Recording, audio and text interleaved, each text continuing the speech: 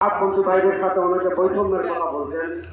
আমরা একটা কথা বলি, সাতপন্থীদের সাথে আমাদের সম্পর্ক বৈষম্য না, সাতপন্থীদের সাথে আমাদের সম্পর্ক হলো হক এবং বাতিলের।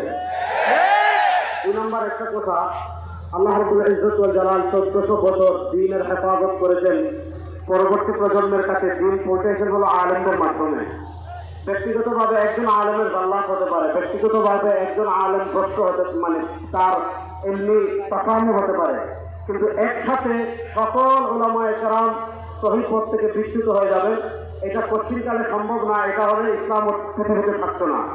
তো আমরা দেখি, বিশেষ করে আমার সাতপন্থী ভাই যারা আছেন তাদেরকে আমি অনুরোধ করব, বিনয়ের সাথে হৃদয় থেকে বলার চেষ্টা করব যে সারা দুনিয়ার, সারা পৃথিবীর, সারা দুনিয়ার, সারা জাহানের সব আলেমরা একদিকে, আর আপনারা যদি আরেক দিকে গিয়ে হেদায়েত তালাশ করেন, আপনারা হেদায়েত পাবেন না, জাহান্নামের পথ পাবেন। 3 নম্বর আমি আরেকটা কথা বলবো, তাবলীগ এটা হলো পুরা পৃথিবী ব্যাপী ইসলামের মহান একটা মিশন। বাংলাদেশে আগে নানা কারণে, নানা সমস্যার কারণে এটার ইজতেমা কখন হবে, এটা কখন হবে, সরকারের সাথে একটা লিয়াজু করা লাগতো।